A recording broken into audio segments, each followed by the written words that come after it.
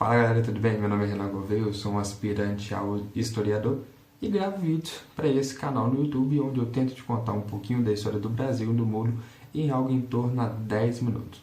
Bom, antes de iniciar o vídeo, eu quero te falar uma coisa. Vamos lembrar e vamos pensar um pouquinho sobre nós, que todo mundo tem um fora da lei no coração e uma pulga atrás da orelha, ok? Grave isso, que isso é muito importante para o vídeo de hoje. Como você já viu, hoje nós vamos falar um pouquinho da vida do senhor Virgulino Ferreira da Silva, popularmente conhecido como Lampião ou Rei do Cangaço. Portanto, vem, puxa a vinheta. Brincadeira, esse canal ainda não tem vinheta, então volta pra cá. Vamos lá. Quero te convidar a ir comigo lá pro ano de 1898, na cidade de Vila Bela, atual Serra Talhada, lá em Pernambuco, ok? E foi nesse ano que nasceu o gurizinho Virgulino Ferreira da Silva, que no início da sua vida trabalhou como artesão e foi até alfabetizado.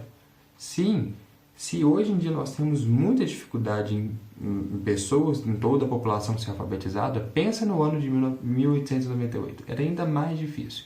E ainda assim, o jovem Virgulino, na verdade, foi alfabetizado. O que nos traz a memória, o que nos traz a pensar que ele era um rapaz instruído, era um possível estudante talvez. E os fatos que nos mostram isso também são as fotinhas com seus óculos redondos, né?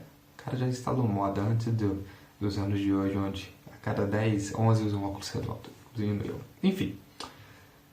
Bom, não vai dar para te contar a vida do Virgulino inteira em 10 minutos, mas eu vou te contar hoje como ele virou o rei do cangaço. Para você entender isso, a gente tem que ir lá para o ano de 1919, quando o pai de Virgulino foi assassinado. Alguns vão dizer que ele foi assassinado pela polícia, outros vão dizer que foi por disputa de terras com outras famílias. Enfim, eu não sei. Eu só sei que Virgulino e seus outros dois irmãos juraram a vingança da morte do seu pai e entraram para o cangaço.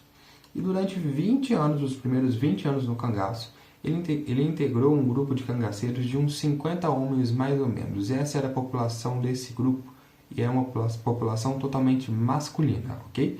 Grava isso na sua mente também. E foi nesse rolê, nesses primeiros anos, que ele fez algumas coisas, por assim dizer, não muito convenientes, nem legais, tipo roubo, sequestro, assassinato, tortura, mutilação, mas que levou ao título de Lampião. Título esse que ele mesmo adquiriu. Ninguém chegou para ele, a partir de hoje você é Lampião. Não, ele simplesmente falou, a partir de hoje eu sou Lampião. E por qual motivo Lampião? Porque a história vai nos contar que durante os conflitos ele costumava dizer que a ponta do seu fuzil era como um lampião, sempre acesa, por conta do estouro das pólvoras, né? Saía aquela faísca do cano da arma e aquilo acendia como um lampião. Por esse motivo, ok? Saindo um pouco dessa primeira parte de entender como foi a entrada literalmente no mundo do Lampião e até mesmo como ele entrou pro cangaço, tem muita gente que vê o Lampião como um hobby útil. E vou ser muito honesto com vocês na verdade. Longe de mim de querer mudar suas crenças, mas o banditismo social instalado na época está longe de ser esse conto em inglês utópico, ok?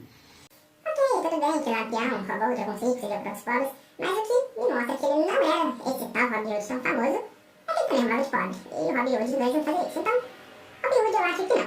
Mas é aquilo que eu te disse, né? Todo mundo tem um fora da lei no coração e Lampião é o fora da lei do coração do brasileiro. Então que isso se mantenha. Enfim, lembra que eu te disse que Lampião tinha entrado num grupo de cangaceiros junto com seus dois irmãos? Então, esse grupo ele era liderado pelo senhor Pereira, que resolveu encostar as suas botas, resolveu se aposentar depois de ter um lero, depois de bater um papo com o famoso padre Cícero, sabe? Padre Cícero. Então, esse cara aí mesmo. Você tá achando que cangaceiro não tem religião? Você tá muito enganado, meu filho. E foi nesse momento, lá em 1922, que Lampião assumiu a liderança do grupo. O seu antigo líder aposentou e passou ao cargo, passou a espingarda para o digníssimo Lampião, onde ele assumiu a liderança desse grupo. E 4 anos após essa liderança, Lampião recebeu um convite do Estado, sim, do Estado brasileiro, para ser mais específico com vocês, do Padre Cícero e do Dr. Floro Bartolomeu. para combater Luiz Carlos Prestes, que se você não sabe quem é, eu te aconselho a dar uma estudada nesse assunto, ok? E o que seria esse convite? Só para você ter uma ideia. O governo disponibilizaria alguns papo amarelo. Papo amarelo, para quem não sabe, é popularmente conhecido também como fuzil Mauser. Sim, na época um dos fuzis mais tops do momento, mais tecnológicos. E também uma estrelinha de capitão para o grande Lampião.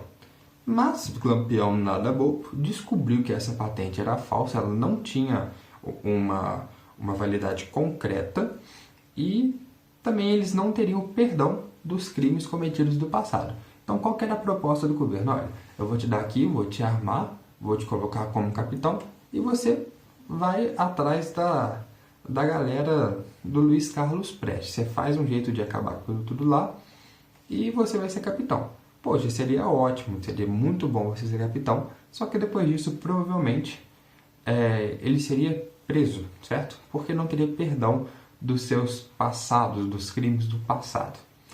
Aí eu te pergunto, o que você acha que o Lampião fez? Vai. Põe nos comentários, tá? Mesmo eu te contando o que ele fez, escreve aí que eu adoro ler os comentários. Nem adianta tentar pular, porque isso aqui não é anúncio, é só pra te lembrar. Quando a gente bater 500 inscritos no canal, nós vamos ter o sorteio de um livro muito bacana. Então faz a gentileza de se inscrever e convidar muitos amigos mesmo para se inscrever também, beleza? Bom, se você pensou que ele quebrou o acordo e picou a mula, tá certo.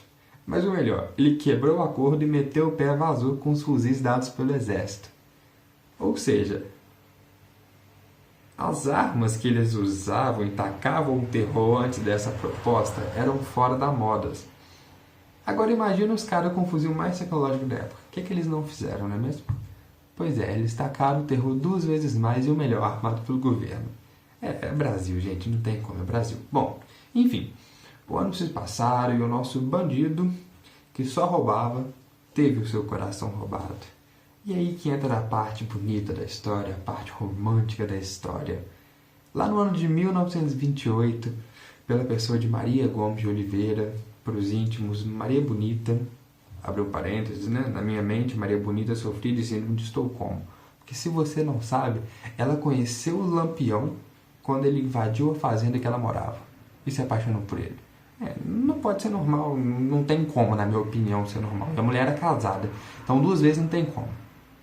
Você é casada e se apaixona pelo cara que invade a sua casa. Pra mim não tem como, mas enfim, fecha parênteses em cima disso.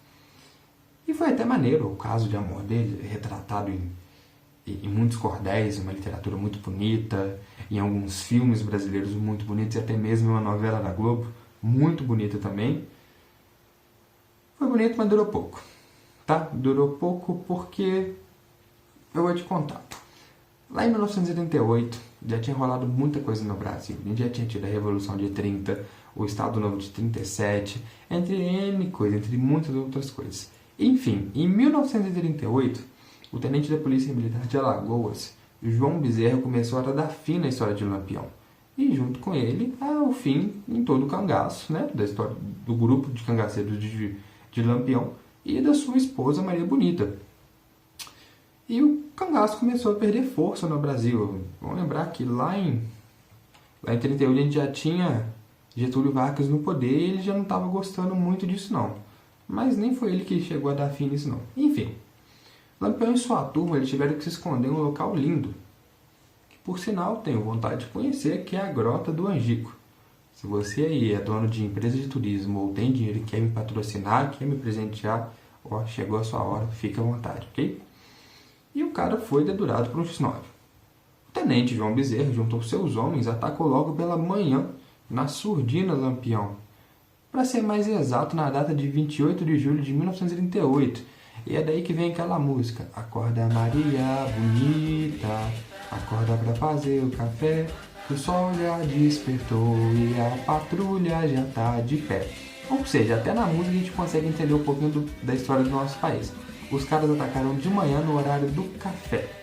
E algumas entrevistas que eu vou deixar até linkado aqui, de um senhor que lutou ao lado desse militar contra o Lampião, ele conta que realmente foi no horário da manhã e quando o Lampião foi baleado pela primeira vez, ele gritou Maria Bonita, falou, olha, eu fui baleado e ela estava fazendo o seu café.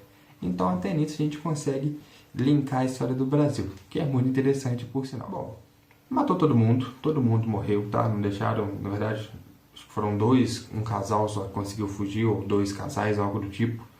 Mas como se matar não fosse suficiente, essa patrulha levou para casa um troféu do cangaço. Aí você pode pensar, por que eles levaram?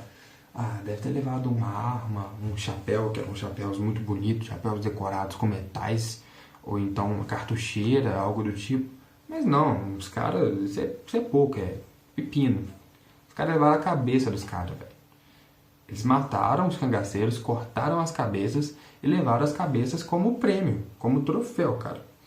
E cabeças dessas expostas em alguns estados, que depois acabou indo para o Museu Nina Rodrigues, que é o mesmo museu onde se encontrava a cabeça de Antônio Conselheiro. Sim, Antônio Conselheiro, lá de Canudo, sabe? Não, você não sabe ainda que eu não trouxe ainda no canal, né? Mas calma que vai chegar, a gente vai trazer Canudos pro canal também.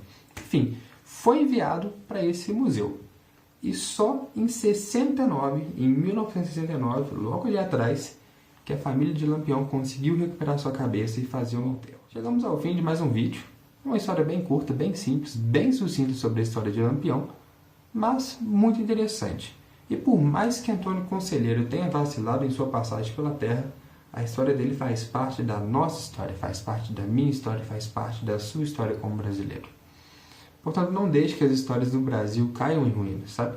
Compartilhe esse vídeo, deixe o seu curtir, comenta, me fala o que você sabe dessa história, se você tem interesse nos assuntos do Nordeste, que vai ser um prazer trazer isso para você. Muito obrigado a você que assistiu, um abraço e a gente se vê no meio da semana. Até breve!